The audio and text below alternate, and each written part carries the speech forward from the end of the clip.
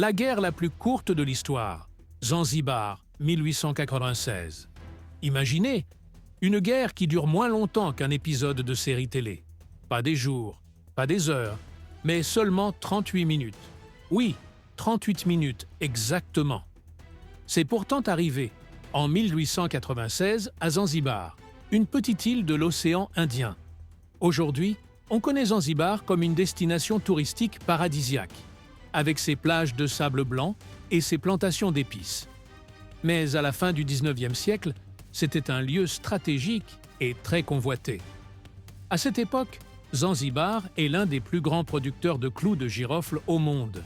Imaginez un peu, cette petite épice parfumée faisait la fortune de l'île.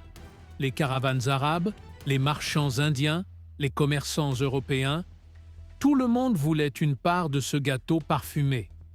Mais au-delà du commerce, Zanzibar avait une position clé. C'était un port essentiel sur la route entre l'Afrique, l'Inde et le Moyen-Orient.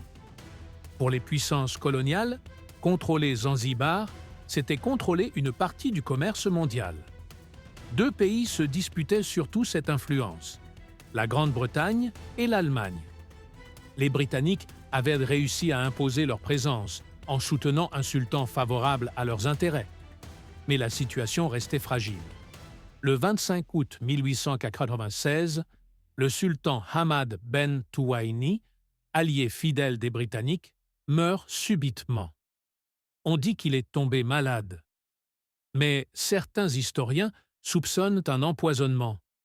Était-ce naturel ou un coup monté? Le mystère reste entier. Toujours est-il que son cousin, Khalid Ben Bargash, voit l'occasion rêvée de prendre le pouvoir. Il s'autoproclame sultan, sans demander l'accord de Londres. Une provocation directe pour les Britanniques, qui avaient déjà choisi un autre candidat, plus docile et plus favorable à leurs intérêts. Et là, l'ambiance change. Les Britanniques ne rigolent pas avec ça. Pour eux, Khalid n'est rien d'autre qu'un usurpateur. Khalid, loin d'être naïf, sait qu'il risque une réaction militaire. Il barricade son palais. Imaginez la scène. Près de 3000 hommes armés, des gardes fidèles, quelques mitrailleuses, et même un vieux canon récupéré d'un navire. Mais il y a un problème. Ces armes sont obsolètes. Les soldats ne sont pas bien formés. Certains n'ont même jamais combattu.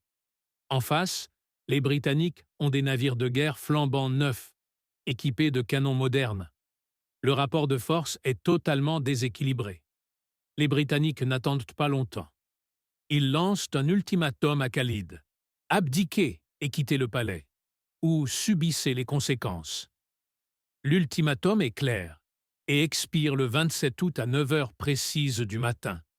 Mais Khalid refuse de céder. Certains disent qu'il était persuadé que ses hommes tiendraient bon.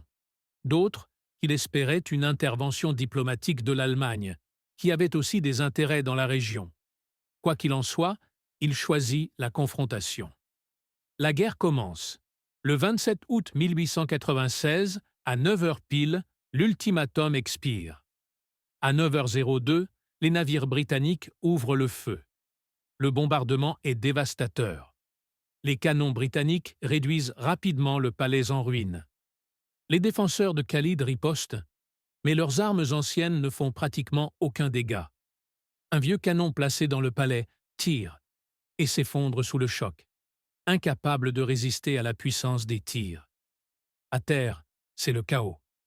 Les défenseurs paniquent, les flammes se propagent, les civils tentent de fuir. On raconte qu'un yacht appartenant au sultan, amarré dans le port, a été coulé en quelques minutes. En moins de 40 minutes, tout est terminé. Khalid, voyant la défaite, prend la fuite. Mais pas n'importe où. Il se réfugie dans le consulat allemand. Pourquoi? Parce que les Allemands et les Britanniques étaient en rivalité constante dans la région. L'Allemagne lui accorde l'asile politique, au grand mécontentement de Londres. Les Britanniques, furieux, ne peuvent rien faire. Attaquer un consulat allemand aurait provoqué un incident diplomatique majeur. Khalid échappe donc à la capture, mais il ne retrouvera jamais le pouvoir. Il sera finalement exilé quelques années plus tard. Le bilan est sans appel. Côté défenseur de Khalid, plus de 500 morts ou blessés. Côté britannique, un seul marin légèrement blessé. Jamais un rapport de perte n'a été aussi déséquilibré. Et tout cela en seulement 38 minutes. Après cette guerre éclair, les Britanniques installent sur le trône leur candidat, Hamoud bin Mohammed. Zanzibar reste sous influence britannique pendant encore plusieurs décennies. Cette guerre, aussi courte soit-elle, montre bien la réalité de l'époque. Les puissances coloniales imposaient leur volonté par la force, sans hésitation. La guerre a tellement été courte qu'aujourd'hui encore, certains plaisantent en disant qu'elle a duré le temps d'un thé. Pendant le bombardement, l'horloge du palais s'est arrêtée à 9h40, pile au moment où les tirs ont cessé. Un symbole parfait pour marquer la fin de cette guerre express. On raconte que certains habitants de Zanzibar n'ont même pas compris qu'une guerre avait eu lieu. Pour eux, ce n'était qu'un gros orage de canons entendus au loin. Au-delà des chiffres, cette guerre nous apprend plusieurs choses. La durée n'a rien à voir avec la gravité. En 38 minutes, des centaines de vies ont été perdues. La technologie prime sur le nombre. 3000 hommes mal équipés ne peuvent rien contre la puissance d'une flotte moderne. L'histoire est pleine d'événements inattendus. Une guerre plus courte qu'un épisode de série, mais qui a marqué l'histoire mondiale. Le 27 août 1896 restera gravé comme le jour de la guerre la plus courte de l'histoire.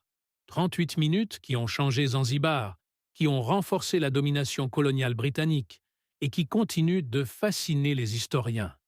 Alors, la prochaine fois que vous entendez parler de guerres interminables, pensez à Zanzibar. Une guerre si brève qu'elle est entrée dans l'histoire, mais si violente qu'elle a marqué les mémoires. Et vous, que pensez-vous de cette guerre éclair? Saviez-vous qu'elle avait existé? Partagez votre avis en commentaire ou racontez-moi si vous voulez que je décortique d'autres épisodes insolites de l'histoire.